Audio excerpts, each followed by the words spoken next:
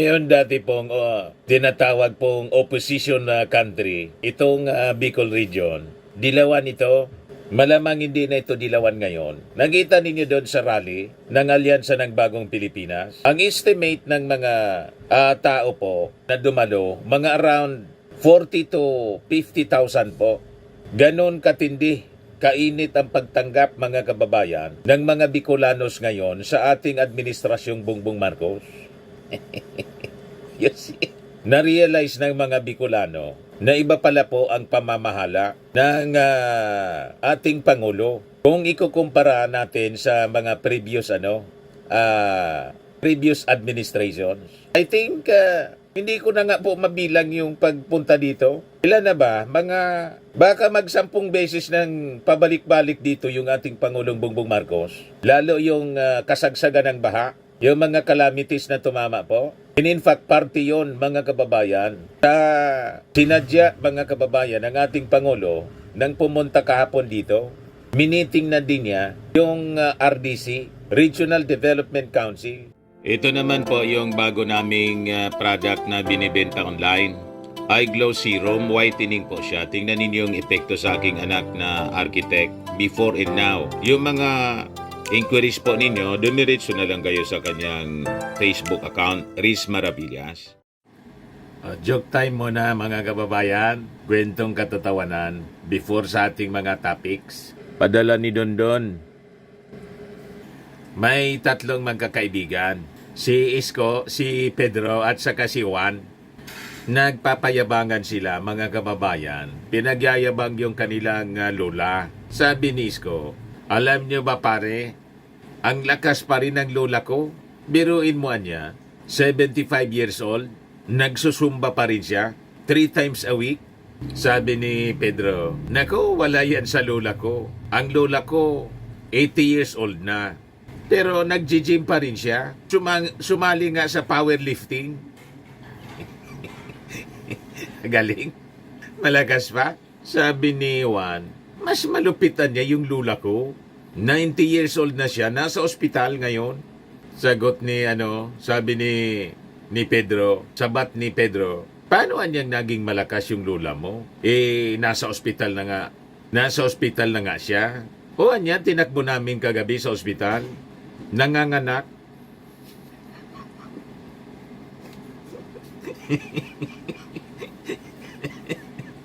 "90 years old na, tinakbo sa ospital kasi nanganganak pa."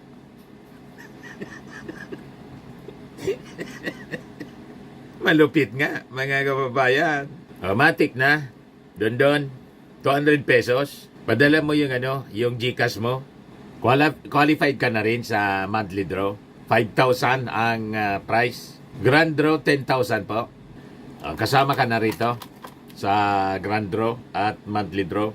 Dito na tayo mga kababayan sa seryoso nating kwentuhan. Kapon kasi po, galing tayo sa sa Pilica Marinisor. Dinumog po si PBBM ng mga Bicolano kasama yung yung Alyansa ng Bagong Pilipinas. Kumpleto sila doon. Tingin ko mga kababayan, yung ating mga kababayang Bicolano rito, lumipat na ang majority sa administrasyon. Malamang mag-landslide ang Alyansa ng Bagong Pilipinas dito po mga kababayan sa amin. Binabalik-balikan kasi ng ating Pangulo ang Bicol. Matindi yung pag-asikaso rito ng ating Pangulong Bongbong.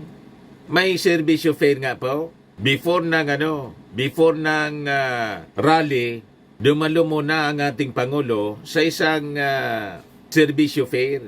Yan po, trabaho at serbisyong pangkalusugan sa Bagong Pilipinas. Yan ang ating Pangulong Bongbong. Yan kasama yung DSWD. Ang dami na naman mga kababayan na nabigyan ng trabaho sa ating mga kababayang Bicolano. Yan sabi diyan. In a move to empower the Filipino people, particularly those in the marginalized sectors, President Ferdinand R. Marcos Jr. leads the trabaho at serbisyong pangkalusugan sa Bagong Pilipinas. An interagency drive providing immediate government assistance and services to various beneficiaries at the Fuerte Camarines Sur Sports Complex in Pili, Camarines Sur. Kahapon po, approximately 3,000 job seekers who are graduating beneficiaries of the Pantawid Pamilyang Pilipino Program of 4Ps from the Department of Social Welfare and Development participate in the job fair featuring 2,365 job vacancies from 23 participating employers. Yan ang ating Pangulong Bongbong Marcos. Graduating po sa ayuda. Yung mga inakusa po yung ating administrasyon na ayuda na lang ng ayuda. Hindi po totoo yun. Kasama mga kababayan dito ang pagbibigay ng opportunity doon sa mga nag-graduate na sa ayuda na sila magbanat ng boto. Magbanat na rin ng boto mga kababayan, magtrabaho. So sa pamamagitan naman po ng jobs fair. You see? You know. Para naman sila ay makapagbigay ng kaunting ginhawa sa kanilang sarili at sa kanilang mga pamilya at sa kanilang komunidad. Kaya po namin itong ginagawa. Kaya andito po, meron na ako nakikitang t-shirt, ang hats, ang nakalagay, hats. Hindi po ibig sabihin hot sila, ibig sabihin po hired on the spot sila. Kaya yan po, nandiyan. Wow! Trabaho agad? Kaya ipagpatuloy po natin, ayan. Hired on the spot. Hats. Ayan, yan mga hired on the spot natin. Kaya malaking pagkakataon po ito na dinadala namin sa taong bayan para naman magkaroon ng magandang trabaho ang ating mga ang hindi pa nakakahanap ng trabaho. Meron din tayong medical mission na konsulta na sila sa 600, halos 600 plus na pasyente at patuloy yan dahil sa medical services. Alam naman po natin na napakahalaga para sa atin na ang ating kalusugan ay ligtas sa kahit na anong sakit at ligtas sa kung ano-ano mang karamdaman. Kaya po yung ating medical mission, pasalamatan po natin yung mga Bicol Medical Center, sila po ang nagmaman ng ating medical mission ngayon. Maraming salamat sa inyong pagsama sa amin dito. Kaya naman po, yun lang naman po. Ito'y patuloy. Hindi lang po namin ginawa ito dito sa inyo. Kung hindi, ginagawa po namin ito sa buong Pilipinas. At taon lang at nandito tayo ngayon at meron tayong kaunting rally na pupuntahan. Kaya sinasabay na rin namin lahat po ng mga serbisyong ito na ibinibigay para sa taong bayan. Dahil po, ay alam nyo naman po, ay maraming nangangailangan ngayon, medyo magulo ang mundo ngayon. Maraming nagbabago na kailangan natin pag-aralan at kailangan natin bigyan ng solusyon. Kaya naman po, ay una naming tinitignan kung ano ang pinakamagandang serbisyo na maibigay namin sa tao. At sa aming palagay, ito na po ang pinakamahalaga sa bawat isa sa atin na tayo ay maganda, yung ating kalusugan ay mabuti, tayo ay malalakas, wala tayong sakit, meron tayong trabaho para meron tayong magandang hanap buhay, meron tayong mabilhan ng mga pangangailangan na medyo nakakamura ng konti, hindi kasing mahal doon sa ibang lugar. Kaya ito po ang ating ginagawa. Kaya sana po ay kayong lahat, yung mga nag-a-apply ng trabaho, sana kayong lahat ay makahanap ng magandang trabaho at maipagpatuloy ninyo ang inyong pagpaganda ng buhay ng inyong mga pamilya at ng inyong komunidad. Kaya nagpapasalamat ako sa lahat ng nakilahok dito na tumutulong sa pamahalaan. Dahil hindi lang po pamahalaan ang gumagawa nito, hindi lang gobyerno po ang gumagawa nito. Marami po tayo mga participant dito galing sa mga private na korporasyon.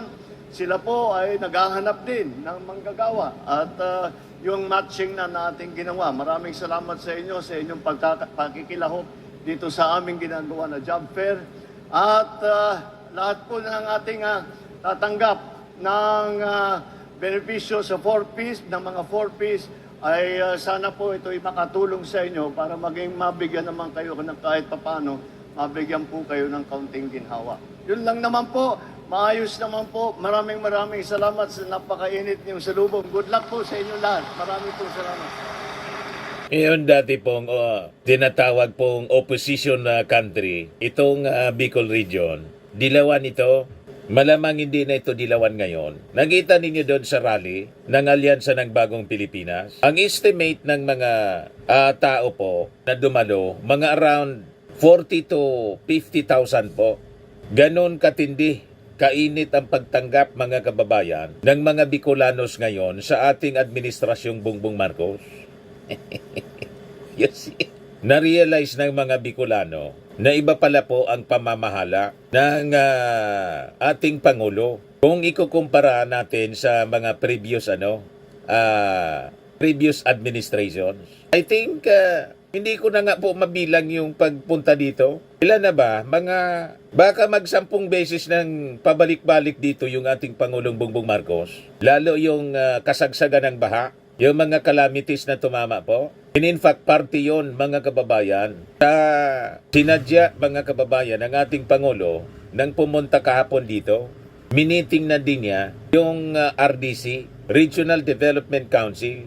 Yan po, walang sinasayang na oras yung ating Pangulong Bongbong Marcos. Baka iniisip ninyo, nasa kampanya lagi. Hindi pinapabayaan ng ating Pangulong Bongbong Marcos ang kanyang trabaho. Yung sa kampanya po, ilang minutes lang naman siya doon nagsalita. Mga 15 minutes lang naman siguro. And afterwards, alis naman. Papunta sa ibang mga commitments niya. You see? So pinagsasabay-sabay niya.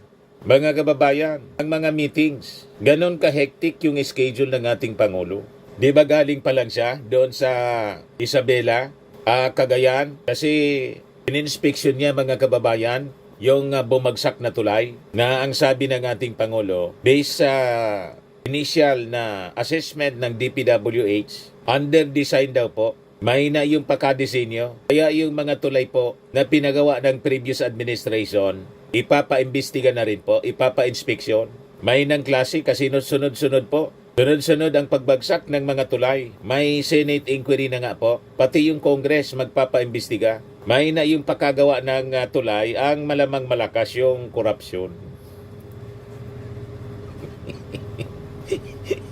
Gawa niya talaga, Mr. Maraviles. Kaya nagagalit yung mga DDS. Ngayon man talaga po ang malamang rason. May na yung design tinipid kasi yung malakas po yung korupsyon. Ngayon, balik tayo dito sa naging meeting ng ating Pangulo. So sabi diyan, during the meeting, President Marcos raised the importance of crafting a new master plan to mitigate flooding risk and enhance the resilience of local communities. This likewise aims to ensure that infrastructure developments are aligned with comprehensive flood management strategies, ultimately safeguarding lives and property in the region. So sabi dito sa balita, the most critical issue in the region is the flooding in the Bicol River Basin. We really have to find solution through the upgraded master plan nitong Bicol River Basin, sabi po ng ating Pangulo. We have to make more adjustments. We have to do it differently.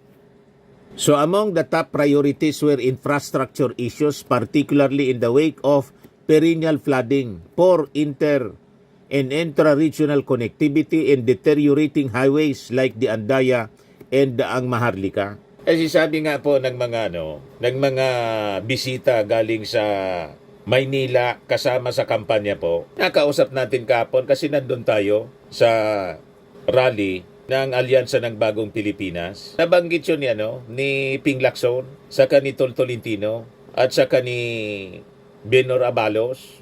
Nag-attend kami po with the vloggers ng Bagong Pilipinas. Ayan si Tol, kami ni Mrs. Ayan yung mga senatorial candidates.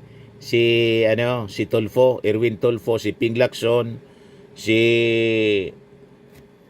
Tito Sen, si Camille Villar, tapos si Tol Tolentino. Late na dumating si si Benhur Abalos. Sila lang naman yung naka-attend ng press conference. Yung iba, siguro nasa ibang mga lugar, pero kumpleto sila doon sa rally. Mamaya ipakita ko sa inyo. Sabi ni Ping Lacson, tagal na niya yan, pabalik-balik ako rito.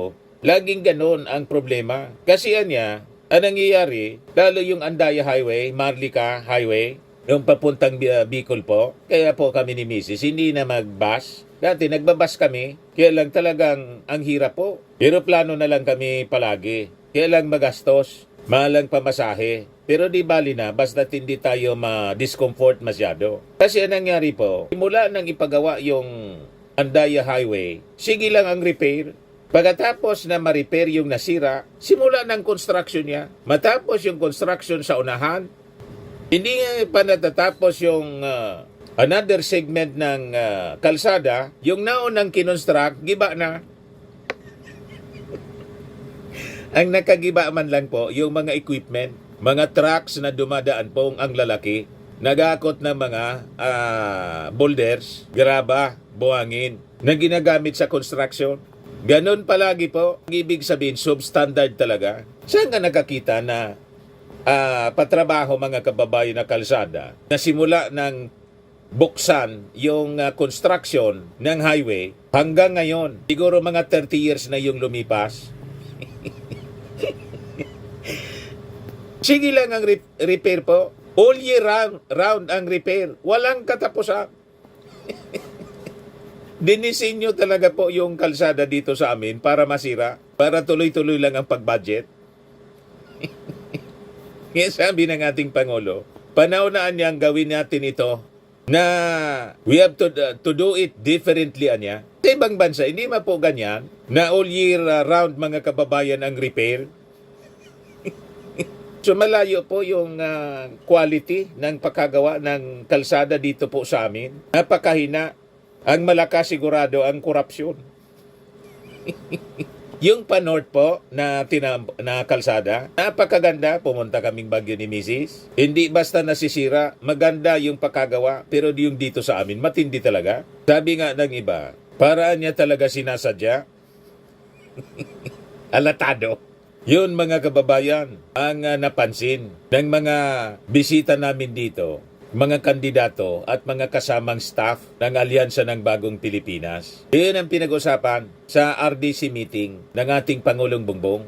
So the President was briefed on these challenges and discussions focused on how the national and local governments can collaborate effectively to resolve them. Provincial leaders led by Camarines Norte Governor and Bicol RDC Chairperson Ricarte Padilla raised issues facing the provinces, seeking presidential support in action. So importante mga kababayan talaga na manalo ang lahat ng kandidato ng Alyansa ng Bagong Pilipinas para hindi mahirap yung pag-approve ng mga budget. Kasi pag may nanalo pa, aling doon sa mga pro-China, di ba? Sige man lang ang hanap nila ng diferensya. Pero nung panahon nila, yung mga dilawan at saka yung hybrid dilawan, yung previous administration, hindi man po nila nasolusyonan yung mga problema dito sa amin. Tama po? Kahit nga yung train po, yung Bicol Express, sabi ko sa inyo, ang kwento rito sa amin, ikwento ko po sa inyo. Nung panahon ng tatay ng ating Pangulong Bongbong, may train dito sa amin. Nang mawala, mga kababayan, pinatalsik yung dating Pangulong Apolacay, natigil po yung PNR operation. Nakabalik ngayon lang po, pero hindi pa nakabalik ng tuloy-tuloy hanggang Maynila. Putol-putol ang biyahe.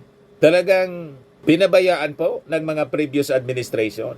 Kaya ngayon po, sa panahon ng ating Pangulo, nagkapag-asa uli. Kasi at least, pagkapanalo ng ating Pangulong Bongbong na ibalik yung biyahe ng PNR, at least from Naga to Legazpi. Kasi ang nangyari pala, yung project sana ng China, hindi man tinuloy tulad ng sa Mindanao.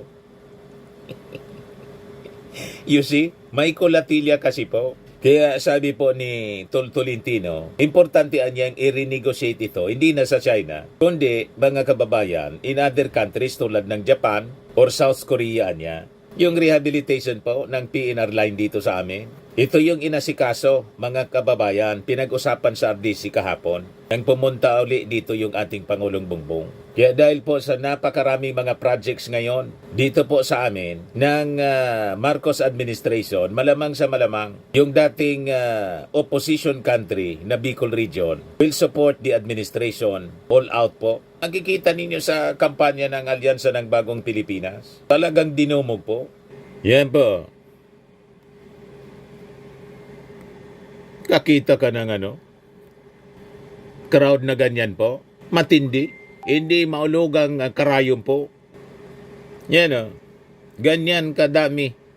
Yan yung nakikita natin na nagkumpul-kumpul. Ganyan karami.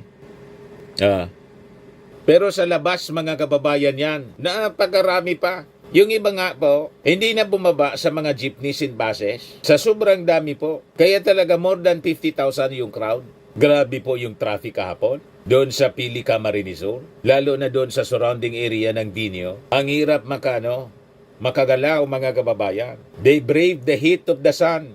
Napakainit po. Tulad ng init ng pagsalubong ng mga Bicolano sa mga kandidato ng Alyansa ng Bagong Pilipinas at sa ating Pangulong Bongbong Marcos. You see, natunaw na yata yung mga dilawan dito.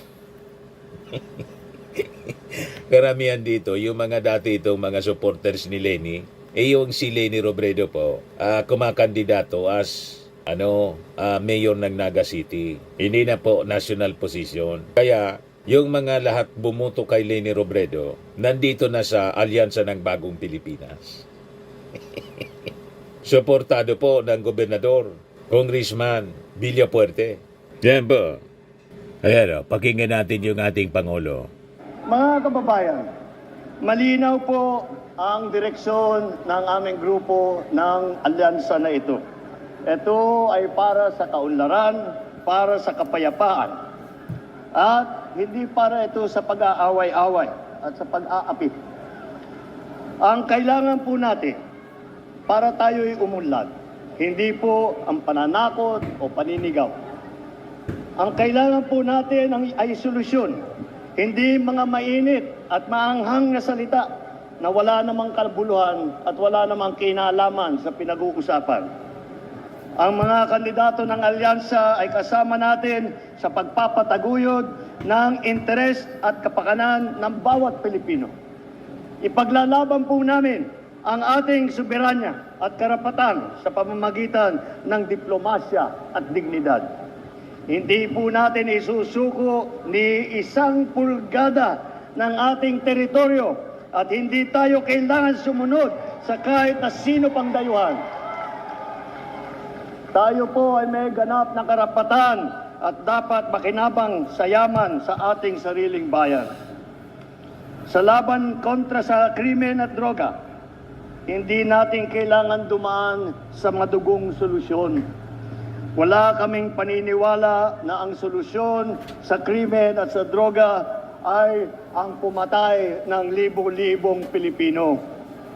Mga tamang paraan para tiyakin ang kapayapaan at kaayusan ayon ay sa pamamagitan ng mga buong pusong suporta Grabe, ang sa daming ating tao mga talaga. kapulisan at sa ating mga local government. Pagdating naman po sa ekonomiya, sa trabaho, hindi po natin kailangan umasa sa mga iligal na operasyon kagaya po ng Pogo na naging pugad ng krimen at karahasan.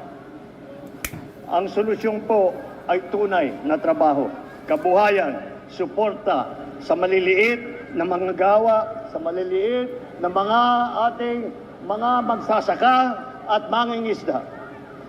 Magkaisa po tayo, kagaya po ng aming pagkakaisa. Magkaisa po tayo at tayo'y magsama-sama muli.